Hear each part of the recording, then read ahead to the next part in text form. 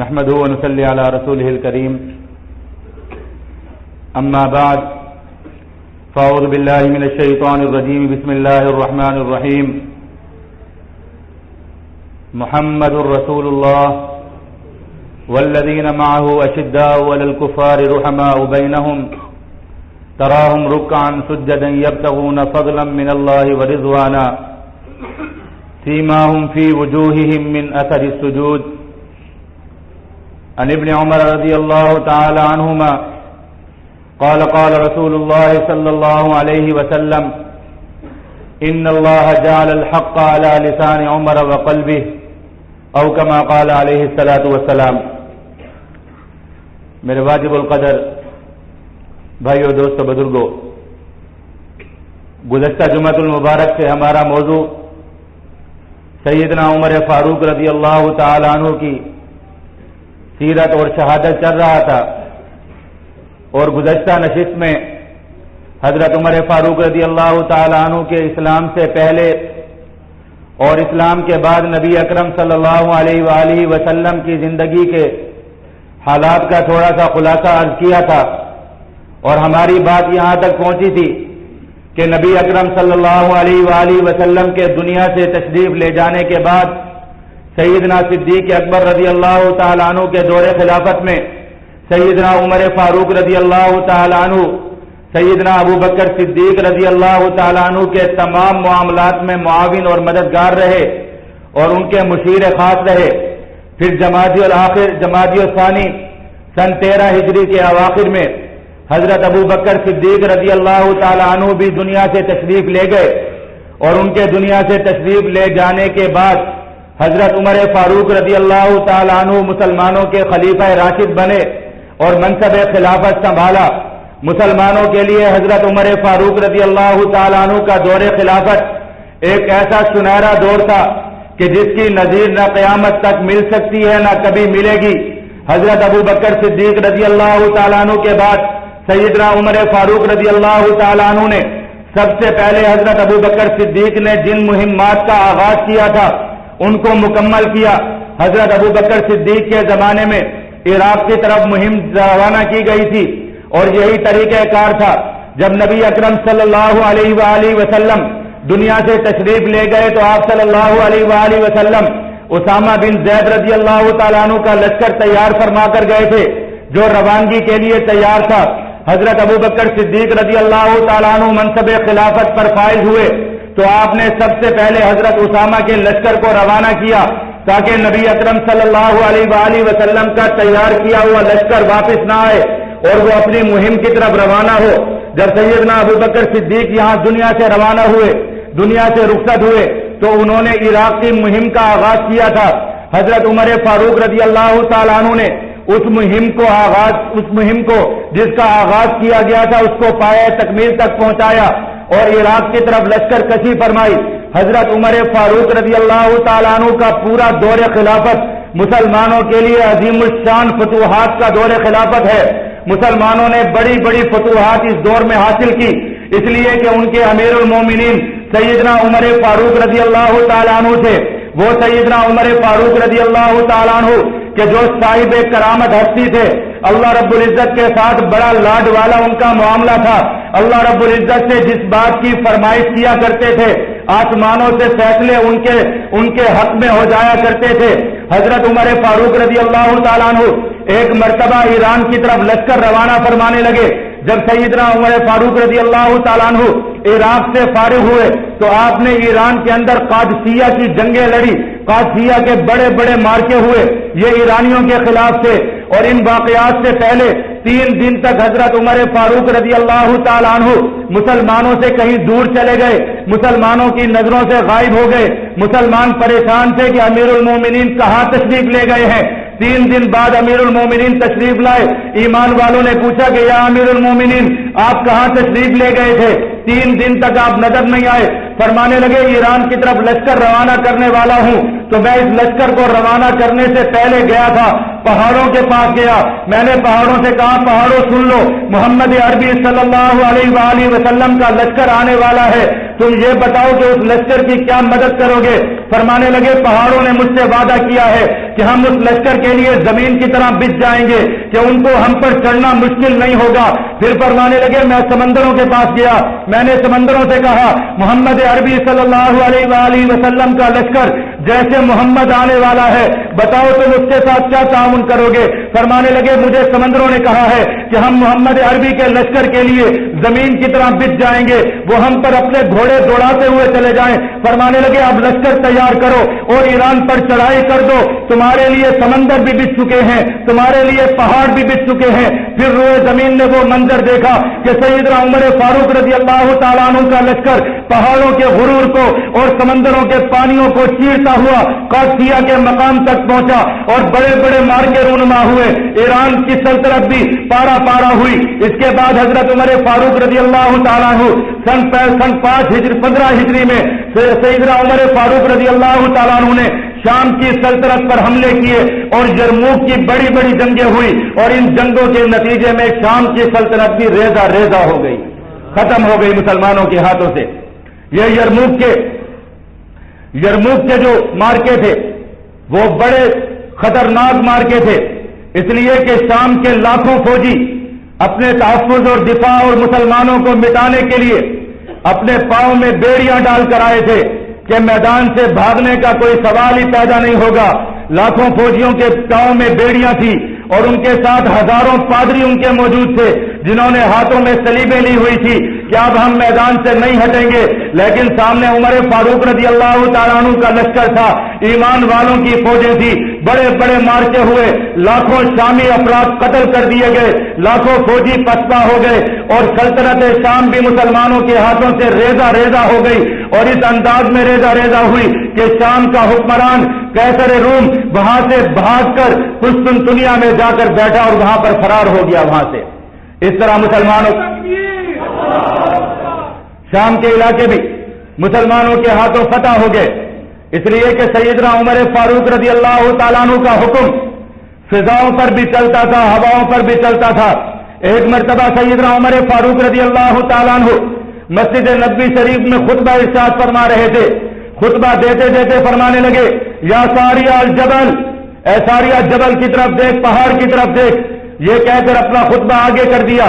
آگے خطبہ ارشاد فرمانے لگے، جب خطبے سے فارغ ہوئے صحابہ کرام نے پوچھا امیر المومنین آپ نے خطبے کے درمیان یہ کیا فرمایا تھا؟ فرمانے لگے جابیہ کے مقام پر مسلمانوں کا لشکر ساریہ کی قیادت میں، جن کے امیر حضرت ساریہ رضی اللہ تعالیٰ عنہ ہیں، ان کی قیادت میں مسلمانوں کا لشکر لڑ رہا تھا اور ان کے عقب سے پہاڑوں کی جانب سے ان پر حملہ ہونے والا تھا۔ میں نے دشمنوں کو دیکھ کر ہوا میں یہ آواز لگائی کہ اے ساریہ پہاڑ کی طرف دیکھ۔ اللہ رب العزت نے ہواؤں کے ذریعے سے میری آواز ان تک پہنچائی اور مسلمانوں کو اس دشمن سے محفوظ فرمایا۔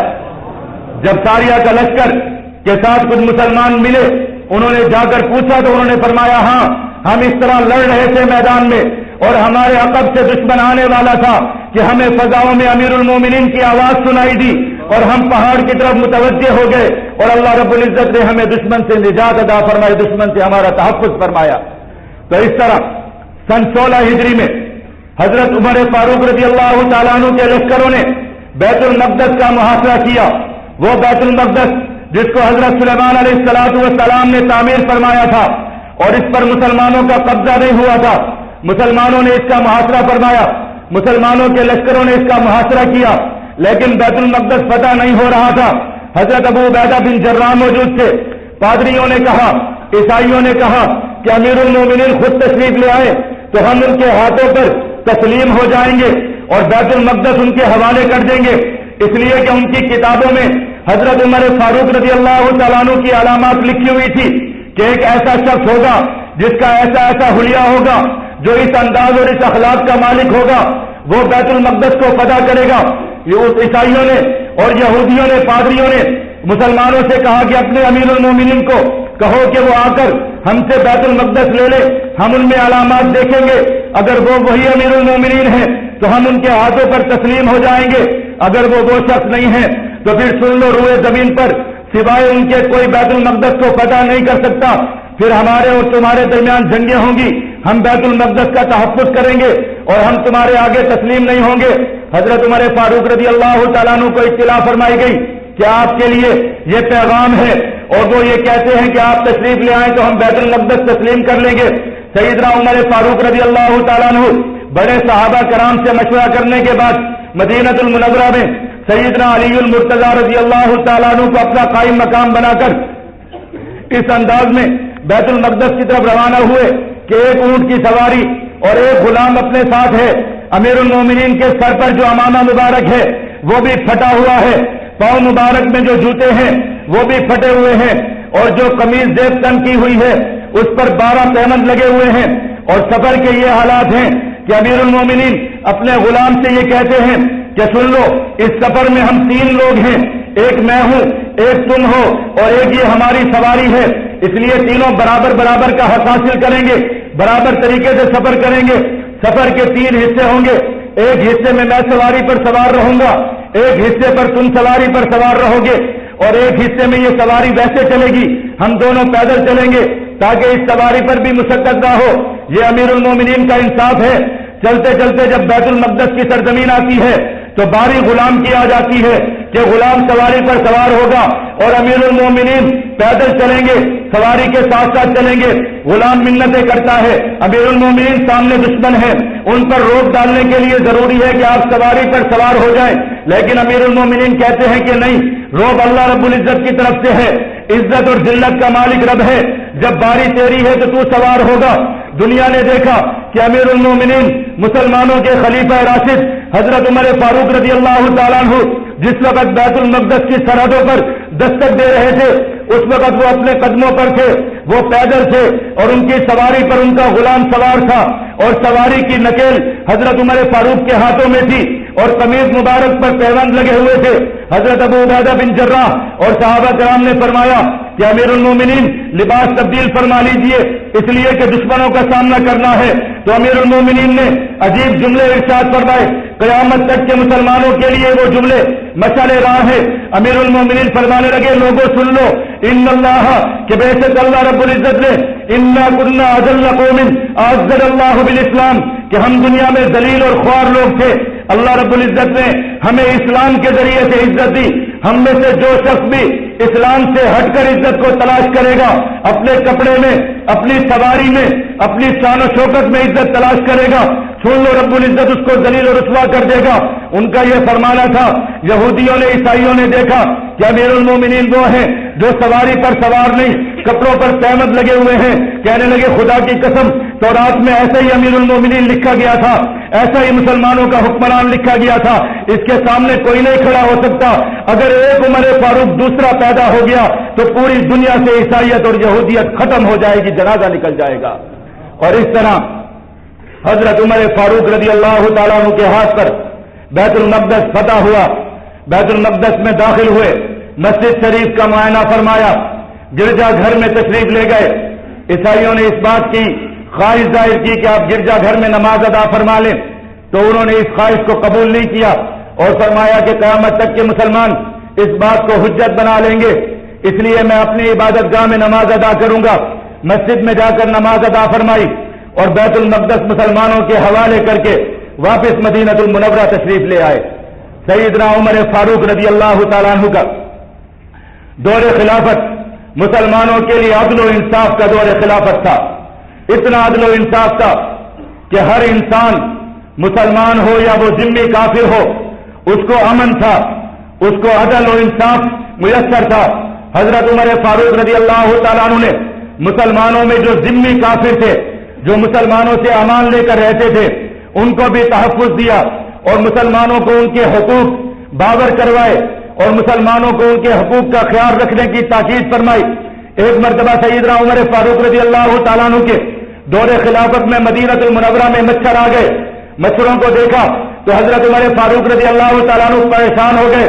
اور فرمانے لگے یہ مچھر ایسے نہیں آئے، تحقیق کرو زمین پر کوئی ظلم ہوا ہے، کوئی ناانصافی ہوئی ہے، ورنہ اس مچھر کی یہ ضرورت نہیں کہ وہ مدینہ المنورہ میں آ جائے. جب تحقیق کی گئی تو مدینہ المنورہ کی سرحدوں پر مسلمانوں کے بارڈروں پر ایک ذمی بچے کو قتل کیا گیا تھا. حضرت عمر فاروق رضی اللہ تعالیٰ عنہ نے مسلمانوں کو حکم فرمایا کہ جاؤ جا کر اس بچے کی دیت ادا کر آؤ. ان ذمیوں کو جب دیت دی گئی تو مدینہ المنورہ سے مچھر ختم ہو گئے,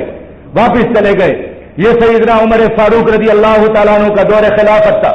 اس لیے کہ مدینہ منورہ کی گلیوں میں پھرا کرتے تھے,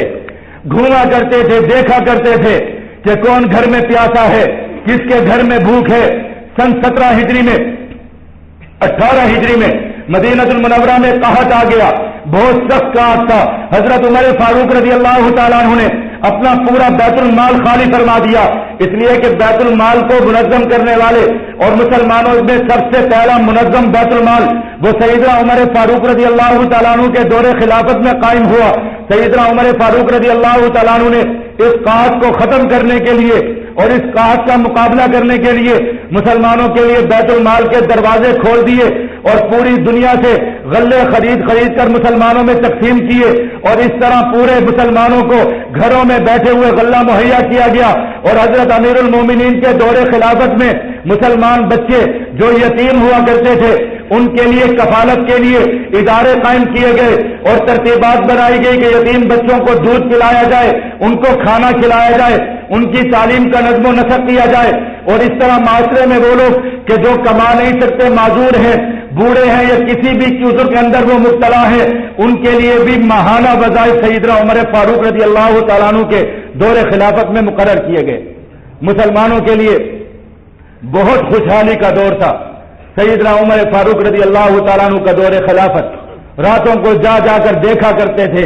کہ کس گھر میں کوئی بچہ رو رہا ہے, کسی گھر میں کوئی مہمان آیا ہوا ہے, کسی گھر میں کسی بچے کی ولادت ہوئی ہے, تو سیدنا عمر فاروق رضی اللہ تعالیٰ عنہ ان کی معاملت کیا کرتے تھے. اور ہر جگہ پر جہاں بھی جاتے اپنے ساتھ نہ کوئی بچھونا ہوتا, نہ اپنے ساتھ کوئی خیمہ ہوتا, پتھر کا سرانہ بنا کر اپنا نیزہ صحراؤں میں گاڑ کر سو جایا کرتے تھے. اس لیے شاعر کہتا ہے کہ اے خدا مجھ کو وہی میرا زمانہ دے دے. وہ زمانہ ہر کوئی مانگے گا لیکن وہ زمانہ نہیں مل سکتا, اس لیے کہ عمر فاروق جیسا شخص پھر مسلمانوں کو نہ ملا نہ مل سکتا ہے. سیدنا عمر فاروق کا دور خلافت تھا. دریائے نیل مسلمانوں کے قبضے میں آیا, اس لیے کہ مسلمانوں نے ایران کو فتح کرنے کے بعد مسلمانوں نے مصر کی طرف لشکر کشیاں کی اور مصر پر مسلمانوں نے تعارف کیے, اور مصر کے علاقوں کو فتح کرتے ہوئے مسلمان سکندریہ تک جا کر پہنچے. مصر میں حضرت عمر بن عاص رضی اللہ تعالیٰ عنہ مسلمانوں کے گورنر تھے,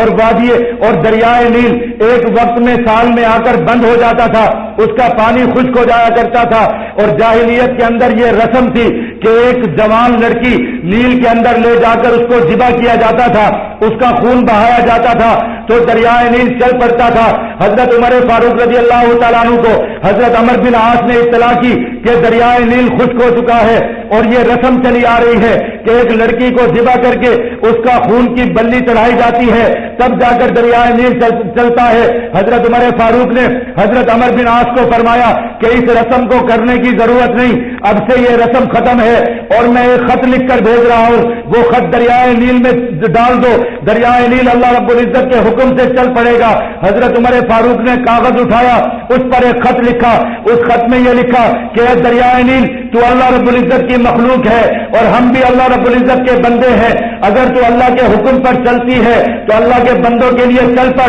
اگر تو نہیں چلنا چاہتی تو اللہ کے بندوں کو تیری کوئی ضرورت نہیں. میں امیر المومنین عمر فاروق تجھے حکم دیتا ہوں کہ تجھے چلنا پڑے گا. یہ خط حضرت عمر بن عاص کے پاس گیا, حضرت عمر بن عاص نے اس خط کو دریائے نیل میں ڈالا تو دریائے نیل چل پڑا, اور آج تک دریائے نیل عمر فاروق کے حکم پر چل رہا ہے, کبھی خشک نہیں ہوا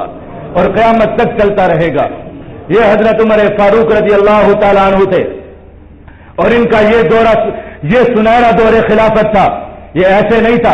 کہ ساریہ فتح ہوا 22 لاکھ مربع میل پر حضرت عمر فاروق رضی اللہ تعالیٰ عنہ کے دور خلافت میں اسلامی جھنڈے لہرائے گئے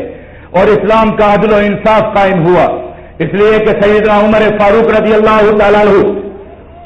اللہ رب العزت کے بھی وفادار تھے,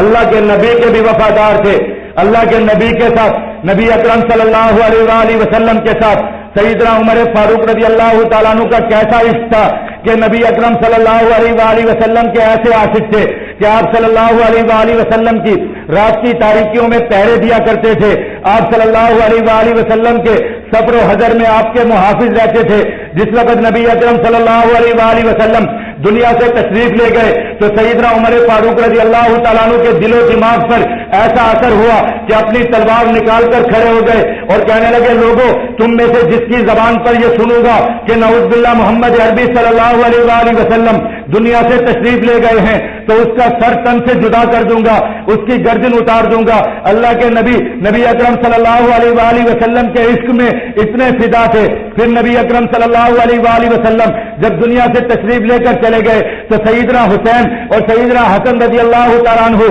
اور ازواج مطہرات کا بہت خیال رکھا کرتے تھے کہ یہ پیارے نبی کی اولاد میں سے ہیں, پیارے نبی کے خاندان والے ہیں. حضرت حسن اور حسین کو تمام لوگوں سے زیادہ وظائف اور تمام لوگوں سے زیادہ ہدیے دیا کرتے تھے. کبھی کوئی چیز تقسیم کرنی ہوتی تو اپنے بیٹوں سے زیادہ ان کو حصے دیا کرتے تھے. ایک مرتبہ حضرت عبداللہ بن عمر اپنے بیٹے ہیں, انہوں نے فرمایا کہ ابا حضور آپ حسن اور حسین کو مجھ سے زیادہ دیتے ہیں. فرمانے لگے ہاں, اس لیے کہ حسن اور حسین کا نانا اور حسن اور حسین کا والد تمہارے باپ سے افضل تھا, اس کا خاندان بھی افضل ہے, اس لیے تم میرے سامنے میری اولاد ہو, لیکن مجھے اپنی اولاد سے زیادہ محبوب اللہ کے نبی کی اولاد ہیں, نبی اکرم صلی اللہ علیہ وآلہ وسلم کے اہل بیت ہیں. اس لیے ایک مرتبہ اپنے دور خلافت میں امیر الحج بنا کر بھیجے گئے تو ازواج مطہرات کو بڑے اکرام اور احترام کے ساتھ حج پر تشریف لے گئے اور نبی اکرم صلی اللہ علیہ وآلہ وسلم کے عشق میں جیا کرتے تھے. آپ صلی اللہ علیہ وآلہ وسلم کی ایک ایک سنت کو اپنایا کرتے تھے. یہ حالت تھی کہ مدینہ المنورہ میں ایک جگہ سے گزرتے تھے تو وہاں پر جاتے جاتے ٹھوکر کھا کر گر جایا کرتے تھے. صحابہ کرام نے پوچھا, امیر المومنین نہ رات کی تاریکی ہوتی ہے نہ راستے میں کوئی ایسی چیز موجود ہوتی ہے کہ جس سے ٹکرا کر آپ ٹھوکر کھا جائیں, پھر آپ ایسا کیوں کرتے ہیں کہ جب بھی یہاں سے گزرتے ہیں ٹھوکر کھا کر گر جاتے ہیں؟ فرمانے لگے ایک مرتبہ آقا مدنی صلی اللہ علیہ وآلہ وسلم کے ساتھ جا رہے تھے, یہیں سے گزرے تھے, رات کی تاریکی تھی, راستے میں ایک پتھر پڑا ہوا تھا, میرے پیارے آقا مدنی صلی اللہ علیہ وآلہ وسلم کا پاؤں مبارک اس پتھر سے ٹکرایا تھا, آقا لڑکھڑا گئے تھے. عمر فاروق کی غیرت یہ گوارا نہیں کرتی کہ وہاں سے لڑکھڑائے بغیر اور وہاں پر گرے بغیر گزر جائے, اس لیے جب بھی عمر فاروق وہاں سے گزرے گا لڑکھڑا کر گزرے گا, وہاں سے گر کر گزرے گا. یہ اتباع سنت تھی نبی اکرم صلی اللہ علیہ وآلہ وسلم. لیکن اس سب کے باوجود کہ جس کے حکم پر ہوائیں پیغام لے کر جائیں, جس کے حکم پر دریاؤں کے پانی چل جائیں, جس کے حکم پر سمندر زمین کی طرح بک جائے, اس امیر المومنین کی حالت یہ تھی کہ ساری رات کھڑے ہو کر خشوع و خضوع کے ساتھ نماز پڑھا کرتے تھے, نماز پڑھا کرتے تھے اور اللہ کے حضور رویا کرتے تھے, ساری رات نماز ادا فرماتے تھے. اور جب فجر کی اذانیں ہوتی, فجر کی وقت ہوتا تو اٹھتے اور اپنے گھر والوں کو اٹھاتے, وَأْمُرْ أَهْلَكَ بِالصَّلَاةِ وَاسْتَبِرْ عَلَيْهَا, یہ قرآن پاک کی تلاوت فرماتے, قرآن پاک کی اس آیت کو تلاوت کرتے کہ اللہ رب العزت کا حکم ہے کہ اپنے بچوں کو, اپنے آل و عیال کو نماز کا حکم دیا کرو. اس آیت کو تلاوت فرماتے ہوئے اپنے گھر والوں کو نماز کے لیے اٹھاتے اور مسجد میں تشریف لے جاتے, اور نماز پڑھتے ہوئے جب قرآن پاک کی کوئی ایسی آیات آ جاتی کہ جن میں جنت یا جہنم کا تذکرہ ہوتا تھا, اللہ کے عذاب کا تذکرہ ہوتا تھا, تو رو رو کر داڑھی تر ہو جایا کرتی تھی. حضرت حسن رضی اللہ تعالیٰ عنہ کی روایت ہے, فرماتے ہیں ایک مرتبہ امیر المومنین حضرت عمر فاروق رضی اللہ تعالیٰ عنہ نماز پڑھا رہے تھے اور نماز میں اس آیت پر پہنچے, ان عذاب ربک لواقع ما له من دافع, کہ اللہ رب العزت کا عذاب واقع ہونے والا ہے, اللہ رب العزت کے عذاب سے کوئی چیز بچانے والی نہیں ہے. جب اس آیت پر پہنچے تو رونے لگے, اتنا روئے کہ آنکھیں سوج گئی. اور پھر جب اس آیت پر پہنچے, وَإِذَا أُلْقُوا مِنْهَا مَكَانًا ضَيِّقًا مُقَرَّنِينَ دَعَوْا هُنَالِكَ ثُبُورًا, کہ لوگوں کو ایک تنگ مقام میں ڈال دیا جائے گا اور وہاں پر وہ چیخ و پکار کریں گے. تو اتنا رونے لگے کہ دیکھنے والوں کو یہ اندازہ ہونے لگا کہ شاید امیر المومنین کی روح قبض ہو جائے گی, امیر المومنین دنیا سے تشریف لے جائیں گے. یہ حالت ہو جایا کرتی تھی. قرآن پاک کی آیات پڑھ کر اور جنت اور جہنم کا اور اللہ کے حساب کا تذکرہ سن کر, اس لیے کثرت کے ساتھ یہ فرمایا کرتے تھے کہ میں اللہ رب العزت سے یہ کہتا ہوں کہ ربا مجھے برابر سرابر میں بخش دینا, مجھے بس بخش دینا, مجھے عمر فاروق کو بخش دینا. آج ہم 2 سجدے کر لیں، رات کو 2 نمازیں پڑھ لیں، 7 دن تک اللہ اللہ کر لیں، تو ہم اللہ رب العزت پر اپنا حق سمجھ لیتے ہیں کہ اللہ نے ابھی آسمانوں سے ہم پر فرشتے کیوں نہیں اتار دیے، ابھی ہمارا روزی روٹی کا مسئلہ حل کیوں نہیں ہو گیا، ابھی ہمارے لیے آسمانوں سے آوازیں کیوں نہیں آئی، ہم نے تو تہجد کی نماز پڑھی تھی۔ اور یہ امیر المومنین ہیں، مسلمانوں کے درمیان عدل و انصاف کو قائم کرنے والے، لاکھوں مربع میل پر اسلامی جھنڈے لہرانے والے، ہواؤں پر اپنی حکومت کرنے والے، پانیوں پر عدل و انصاف قائم کرنے والے، جنگل کے درندوں کے ساتھ انصاف کرنے والے، روئے زمین کے کافروں کے ساتھ انصاف کا معاملہ کرنے والے، لیکن رب کے حضور رو رہے ہیں اور کہتے ہیں، امیر المومنین کہتے ہیں، سیدنا عمر فاروق فرماتے ہیں، کہتے ہیں اگر آسمانوں سے یہ آواز لگے کہ روئے زمین کے تمام لوگوں کی بخشش کر دی گئی ہے اور ان کے لیے جنت کے فیصلے کر دیے گئے ہیں سوائے اس شخص کے کہ اس کو جہنم میں ڈالا جائے گا، تو فرمانے لگے میں اللہ رب العزت سے ڈرتا ہوں، اللہ کے معاوضے سے ڈرتا ہوں کہ کہیں وہ ایک بدبخت شخص میں ہی نہ ہوں، اس لیے میں رب کے حضور روتا رہوں گا اور رب کو مناتا رہوں گا۔ اگر ایک شخص کو بھی روئے زمین پر عذاب دیا گیا تو ہو سکتا ہے کہ وہ عمر فاروق ہو۔ یہ عمر فاروق رضی اللہ تعالیٰ عنہ کا اللہ رب العزت کا خوف اور خشیت، اللہ کا ڈر، آج ہمیں رب کا ڈر نہیں ہے،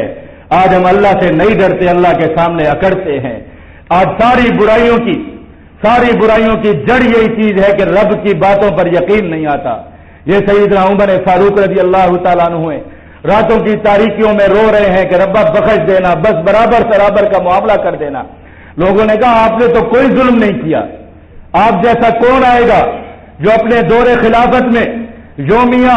اپنے پورے خاندان کے لیے جو وظیفہ لیا کرتے تھے وہ یومیہ 2 درہم تھا، صرف 2 درہم وظیفہ لیا کرتے تھے۔ ایک مرتبہ بیمار ہو گئے تو حکیموں نے کہا کہ آپ کو علاج کے لیے شہد کھانا پڑے گا، شہد کو استعمال فرمائیے۔ مسلمانوں کے بیت المال میں شہد موجود تھا، مسلمانوں کی شورا نے فرمایا کہ آپ بیت المال سے شہد لے لیجیے اور اس کو استعمال فرمائیے۔ فرمانے لگے نہیں، میں اپنے رب کو اور قیامت کے دن نبی اکرم صلی اللہ علیہ وآلہ وسلم کو کیا منہ دکھاؤں گا کہ جو امانت مجھے دے کر گئے تھے میں اس میں سے میٹھا استعمال کرتا رہا، مسلمانوں کے کسی چیز پر میرا کوئی حق نہیں ہے سوائے اس کے جو میں کپڑے پہنتا ہوں اور ان کو بوسیدہ کر دیتا ہوں، اس لیے بیت المال سے صرف ایک جوڑا لیا کرتے تھے اور جب وہ جوڑا پھٹ کر ختم ہو جاتا تو اس کو بیت المال میں واپس کر کے دوسرا لیا کرتے تھے۔ یہ امیر المومنین سیدنا عمر فاروق رضی اللہ تعالیٰ عنہ کی زندگی تھی، مجاہدانہ زندگی تھی۔ اللہ رب العزت نے بڑی شان و شوکت اور بڑا جاہ و جلال دیا تھا۔ جب پیدل چلتے تھے تو اللہ رب العزت نے اتنا قد و قامت دیا تھا کہ ایسے لگتا تھا جیسے کوئی سوار شخص آ رہا ہے۔ ان کا حلیہ مبارک میں لکھا ہے کہ بہت دراز قد تھے، سینکڑوں لوگوں میں کھڑے ہوئے نمایاں نظر آیا کرتے تھے، اور ایسے بہترین گھڑ سوار تھے کہ گھوڑے کی پشت پر ایسے کھڑے سوار ہو جاتے تھے، کھڑے ہو کر بغیر کسی چیز پر سہارا لیے ایسے سوار ہو جایا کرتے تھے۔ اور مسلمانوں کے ان کے دور خلافت میں مسلمانوں کی جو منظم فوج بنی وہ سیدنا عمر فاروق رضی اللہ تعالیٰ عنہ کے دور خلافت میں بنی۔ فوج کا بہترین نظم و نسق بنا، بہترین فوج کے جبے بنائے، بہترین فوج کی چھاونیاں بنائی اور بہترین فوج کو تربیت دی اور تربیت کا نظام بنایا۔ سیدنا عمر فاروق رضی اللہ تعالیٰ عنہ کے دور میں ایسی زبردست فوج تھی مسلمانوں کی کہ روم و فارس کے جو بہادر لوگ ہوا کرتے تھے وہ مسلمانوں کی فوج میں آ کر شامل ہوا کرتے تھے، بہادری کو دیکھ کر اور نظم و نسق کو دیکھ کر۔ اور 4 چیزیں سیدنا عمر فاروق رضی اللہ تعالیٰ عنہ نے اپنی فوج کی تربیت میں لازمی کی تھی۔ نمبر 1 گھڑ سواری، یعنی گھوڑے پر بہترین سواری کرنا، یہ سیدنا عمر فاروق رضی اللہ تعالیٰ عنہ کی فوج کی ترجیحات میں شامل تھا۔ نمبر 2 تیراکی، نمبر 3 تیر چلانا، تیر اندازی، یہ لازمی تھی، اور چوتھا پیدل چلنا، ننگے پاؤں پیدل چلنا۔ ان 4 چیزوں کی تربیت اپنی فوج میں لازمی دیا کرتے تھے اور ان 4 چیزوں کو خود بھی اپنایا کرتے تھے۔ اس لیے اپنے زمانے کے بہترین تیر انداز بھی تھے، بہترین گھوڑا سوار بھی تھے، بہترین تیراک بھی تھے اور زبردست قسم کے پیدل کئی میل تک پیدل چلا کرتے تھے، صحراؤں میں سفر کیا کرتے تھے، پیدل سفر کیا کرتے تھے، جوتے اتار کر گرم ریت پر سفر کیا کرتے تھے، اس حالت کے اندر چلا کرتے تھے۔ یہ امیر المومنین کی ترجیحات میں تھی۔ اور گھوڑے پالا کرتے تھے۔ مسلمانوں کی فوج کے ہر حصے میں حضرت عمر فاروق رضی اللہ تعالیٰ عنہ کے دور خلافت میں 4000 یا اس سے زیادہ گھوڑے پالنا لازمی تھا، گھوڑے تیار کیا کرتے تھے، اور اس لیے اللہ رب العزت نے ان کے لیے فتوحات کے دروازے کھولے، اور یہ تمام علاقے جو کہ میں نے جن کا تھوڑا سا خلاصہ آپ کے سامنے عرض کیا، سیدنا عمر فاروق رضی اللہ تعالیٰ عنہ کے دور خلافت میں مسلمانوں کے جھنڈے تلے آئے اور مسلمانوں نے ان کو فتح کیا۔ حضرت امیر المومنین بڑے مجاہد تھے، اور ہر مجاہد کی یہ خواہش ہوتی ہے کہ وہ رب کے راستے میں، اللہ کے راستے میں شہید کیا جائے۔ نبی اکرم صلی اللہ علیہ وآلہ وسلم میدانوں کے شاہ سوار تھے، اللہ کے نبی بہادر تھے، نبی اکرم صلی اللہ علیہ وآلہ وسلم مجاہد تھے، اس لیے اللہ رب العزت سے شہادت مانگا کرتے تھے۔ لوجدت ان اقتل فی سبیل اللہ ثم احیا ثم اقتل ثم احیا ثم اقتل، ربا میں اس بات کی خواہش کرتا ہوں کہ آپ کے راستے میں قتل کیا جاؤں، پھر زندہ کیا جاؤں، پھر شہید کیا جاؤں، پھر زندہ کیا جاؤں، بار بار زندہ کیا جاؤں، بار بار شہید کیا جاؤں، اس لیے بار بار زندہ اور شہید کیا جاؤں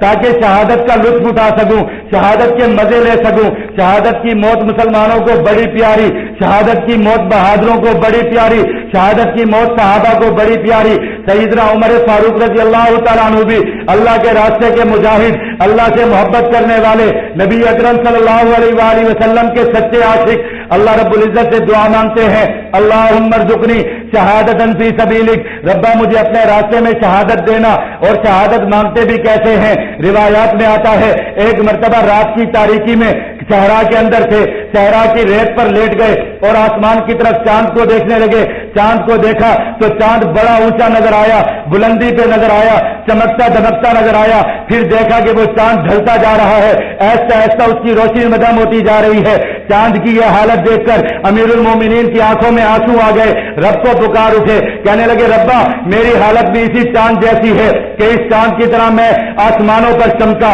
میں زمین پر چمکا، رب نے مجھے مانگا، رب سے مجھے نبی نے مانگا، رب نے مجھے نبی کو انعام کے طور پر دیا، اللہ رب العزت نے مجھے فتوحات دی، لیکن ربا اب کندھوں پر ذمہ داری کا بوجھ ہے، مسلمانوں کی خلافت ہے، علاقے ہیں، ان کا بوجھ ہے، اب میری کمر جھکتی جا رہی ہے، ربا اپنی زیارت نصیب فرما، مجھے وہ محل دے دے جس محل کو معراج کے دن نبی اکرم صلی اللہ علیہ وآلہ وسلم نے اپنی آنکھوں سے دیکھا تھا۔ اللہ رب العزت سے دعا کی، اللہم ارزقنی شہادتاً فی سبیلک، ربا مجھے اپنے راستے کی شہادت دینا۔ پھر عاشق تھا، رب کو ماننے والا تھا، نبی کے ساتھ عشق رکھنے والا تھا، دل میں خیال آیا کہ شہید ہو جاؤں گا، نبی اکرم صلی اللہ علیہ وآلہ وسلم کے شہر سے دور ہو جاؤں گا، آقا سے دور ہو جاؤں گا، آقا کی مٹی سے دور ہو جاؤں گا، رب سے لاڈ کا معاملہ تھا۔ دعا میں اضافہ کیا، کہنے لگے وجعل موتی فی بلدی حبیبک، ربا مجھے اپنے حبیب کے شہر میں موت دینا، شہادت دینا، اور اپنے حبیب کے شہر میں شہادت دینا۔ رب کے ساتھ لاڈ کا معاملہ تھا، لوگ پریشان ہو گئے، لوگ کہنے لگے جس کے روب اور دبدبے سے لاکھوں مربع میل پر بیٹھا ہوا کافر کانپ جاتا ہے، کافروں کے محلات میں لرزہ طاری ہو جاتا ہے، ایسے شخص کو اس کے منصب خلافت پر، اس کی خلافت کی کرسی پر، اس کے خلافت کے مسلح پر آ کر کون شہید کرے گا؟ مدینہ منورہ میں حضرت عمر فاروق کو شہید کرنے کی جرأت کون کرے گا؟ لیکن رب کے ساتھ معاملہ تھا، کہنے لگے اللہم ارزقنی شہادتاً فی سبیلک وجعل موتاً فی بلدی حبیبک، ربا مجھے اپنے حبیب کے شہر میں شہادت کی موت دینا۔ رب کو اپنے پیارے کی دعا پسند آئی، رب کو اپنے پیارے کی دعا قبول کرنی پڑی، رب نے دعا قبول فرمائی۔ فیروز نامی ایک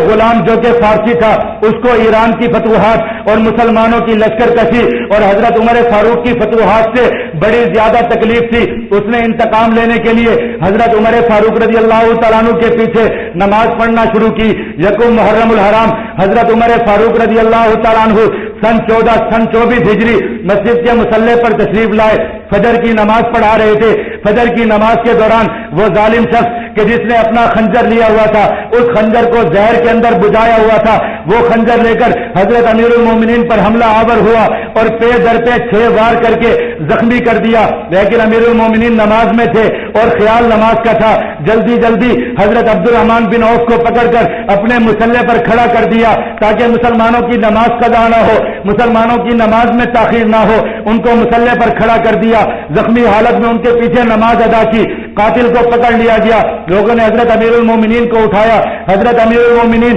بے ہوشی کے عالم میں تھے۔ جب ہوش میں آئے تو آنکھیں کھول کر سب سے پہلے پوچھا، فرمانے لگے لوگوں مجھے بتاؤ کیا مجھ پر حملہ کرنے والا کوئی مسلمان تو نہیں تھا؟ میں کافروں کے ہاتھوں سے تو مر رہا ہوں۔ لوگوں نے بتایا کہ ہاں ہاں آپ کو کافروں نے مارا ہے، آپ کافروں کے ہاتھوں سے مارے جا رہے ہیں، شہید ہو رہے ہیں۔ فرمانے لگے اللہ کا شکر ہے، میری یہی خواہش تھی کہ میرا خون کسی مسلمان کے ہاتھوں پر نہ جائے، میں کافروں کے ہاتھوں سے قتل کیا جاؤں۔